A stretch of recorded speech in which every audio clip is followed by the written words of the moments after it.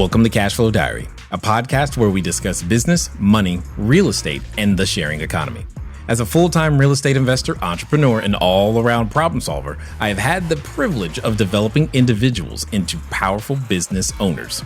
And today, the focus turns towards you.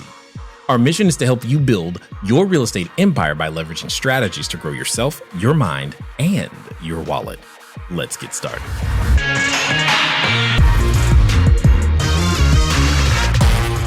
Hey guys, Jay here. Now this time what happens is that as you go through the process of building your business, it grows bigger than you and you need help with how do I make a process. So one of the things that we do provide, and one of our students actually had a question about, was how to work with their cleaners and their linen people and actually make a process happen when it feels like it can become unwieldy. What exactly does it look like to communicate to them? What tools are you using? How to make that happen? So in this particular episode, you're going to get that answer. Meantime, feel free to enjoy this. Okay, so Jay, first of all, I'll say this is one of the first businesses we've been a part of where it felt like a business, if that makes sense. No, what does that mean? We've done a lot of real estate stuff. We've wholesaled. We've got rentals. We've done fix and flips and that kind of thing. Mm-hmm. But it always kind of felt like something we were just doing to make money. And part of what you've put together that's really resonated with us is that we are business owners. Yes. And I think that's very valuable. It's totally changed the way we think about how we run this type of thing. And that's why part of the reason we're so excited about this, other than it makes great money, but I feel like on a day-to-day basis, I'm working on processes and I'm working on systems and I'm working on my business and not in it. Which you hear all the time, and I've heard that for years. Yeah. But this is kind of the first time that has clicked. So with that in mind, yes, I just want to say that what we're currently working on is building out systems. And one of those systems is for our runners. Another one is for our team communication, that type of thing. And I know that you use Slack and you use Trello extensively, I believe. Can you explain exactly how you use Slack? Do you set that as it's a company-wide thing for our SCRs, and then we have different channels for different teams, or? Yes. Okay. Well, it's not different channels for different teams. We break it down per unit. So let me see. Oh, really? Okay. Yeah. So basically, when you're looking in Slack, what it does is it creates it. They call it a workspace. So a workspace, that's the company level. Does that make sense? Yes. So that's the first level. That's the workspace. Then after the workspace level, what we do is we go to each individual channel. Now under channels, that's where we communicate, and I break that down per unit. So if I have 5 units at a particular address, it's 123 Main Street, Unit 1. Then 123 Main Street, Unit 2. Does that make sense? So that's for communication specifically to that unit. Then any common storage areas, any common claims, any common operational procedures that internally that we may need to discuss back and forth. Okay? And then each individual person, like our point person at the cleaning company, they get their login. Our linen person gets their login. The runner gets his login. Does that make sense? For that property? No, they get their login so they can see all of the communication across all of the channels related to all of the units. Because they're responsible for all those. Okay. They could be responsible for an issue at any one of the units at any particular time. And we never know which one. So when we get, say, Unit 3 goes vacant and they find a broken lamp, we'll get 2 to 3 pictures of the broken lamp. They'll say they found this, so that way we have everything that we need for the claim at that point, so we can start that process. So that can get processed. The VA can come and take that claim and do what they need to do with it. And then the cleaners, we can communicate to them what's going to happen. Or recently, we had, I tell people all the time, in California, people freak out when it rains.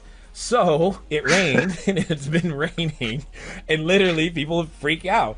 And we had some window leaks. So what happened is that when the windows leak, the cleaners let us know.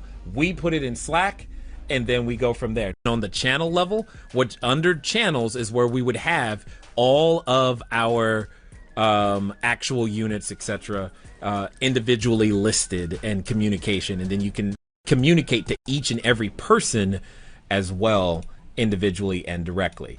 So what it comes down to is that, and so what ends up happening is that any unread messages usually relate to a specific unit, so therefore we don't lose context, because that's what happens when you're communicating back and forth, especially if you're trying to do it via text message. You lose context, like which unit was this for, what, or especially when you have a messy situation and it's going to take you longer to clean.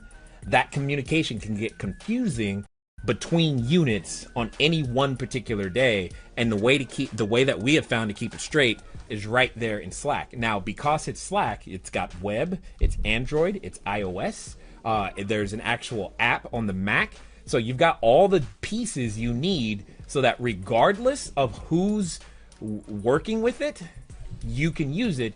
And it has a very robust free level. We still don't pay. There are some features that we would benefit from the paid levels, but I still don't pay for it. And so that doesn't mean we couldn't benefit from it. It just means it's not 100% necessary in our opinion at this particular moment in time. Now, we might in the future, because it would make some things more efficient, because that's when, like you were talking, and you want to talk to teams at a time, you can have one alias that talks to numbers of users at a time, which is very good, very useful. But if you are working in a very virtual environment with lots of contractors, Slack has been by far the best communication tool to keep everybody on the same page. So do you have your high level people in there, and that's it? Everybody. Okay. Yeah, just the high level, like the actual cleaner who's going to the unit. No, he or she is not in there. But unless I was the one directly working with the cleaners, then they would be. But because we have a person in the middle between there, this person is the one who speaks in our case, the appropriate language to communicate to the cleaners and handles their schedule. Now, This person could be another company. This person could be an internal employee. However you want to structure it, that's 100% up to you. We choose to have this person be another company, and they handle all of those issues over there, as opposed to it being us. Does that make sense? Yeah, it does. And I think that's smart. Currently, we have 3 cleaners. So our next evolution will probably be to put one of those people just in charge, or maybe a 4th person to communicate with those 3 people. And then I'm going to put that one person in that Slack channel. That's how I would handle it. 100%, because it's too challenging to handle their schedules. It gets really, really unwieldy for peace of mind reasons in order to make this stuff work. And then you can have your virtual, because what also happens is our VA goes through there to look for any issues that we may need to communicate to the next guest, if you will, right? So if, for example, the next we know it's going to take longer, and the cleaning staff says, hey, this one was really messy, it's going to take a little longer, or we're running behind, then our communication staff, she can go in there, find the message, and then put it on the appropriate platform, whether that's Airbnb, HomeAway, Booking.com, and she can communicate to the person to let them know we're experiencing a delay, or so that we found an issue with the dishwasher, we have someone there fixing it. They may still be there when you arrive. Please don't freak out. All of those little things like that can get communicated, and it's always in one spot with a whole bunch of history and all of the attachments and the files and the pictures of the video and the audio that may have been recorded. Like occasionally I will download video from our cameras that says, hey, how come the cleaners didn't arrive on time? And they're like, no, they said they arrived on time. I send them the video. No, they arrived at 11:32. And they're like, oh, We'll talk to them. And suddenly now everybody else is stepping it up because they know at any moment they're being recorded. We know when they arrived. We know when they left. We know exactly what's going on 100% across the board. So it just raises everything. Does that make sense? It does. And so on the other side of it, like for example, our runners, we have a process for that we're currently testing, and it's a Trello process. Yep, that would make sense. But at the same time, are those as well a high level kind of manager type position? Yes. Well, it depends on how big and how many runners you need and how much maintenance you're running. There will become a time in your organization where you want that to be a high level person. But for right now, we're in direct communication with the runner because we don't have enough maintenance to require someone to be in the middle to do dispatch, etc. Does that make sense? Yeah. I mean, we have somebody that picks up and drops off laundry. Yeah, we have a card. We set up a card for every checkout. Yeah, that makes sense. And then on that card, there's a list of things that needs to be done there. So if there's something that needs to be delivered, it's a list. Yeah, that makes sense. And there's always laundry. Yep. There's always dropping off or picking up laundry. Yep. And so that's kind of how we've been running it. Yep. But we've been assigning that to a person. This is your job. Yeah, totally understood. And that makes perfect sense because of the way that Trello works. And if you're using the Kanban method that it's set up to, you can track that by stages and making sure everything gets all the way moved over to done. And if you're using Smart BNB, you can actually have that card automatically be generated as well, all at the same time, which I see you shaking your head. So you probably get that card down. Perfect. And for those of you who are like, what are they talking about? Inside of our mastermind product, we have an entire board of nothing but how to create your processes from scratch using Trello so that you can literally automate your business so that you have that ability. Anything else? No, I appreciate it.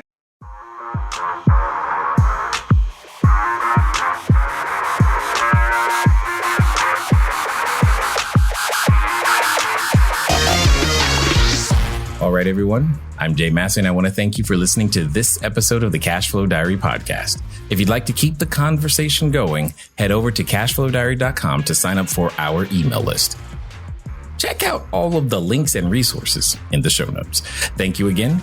Until next time.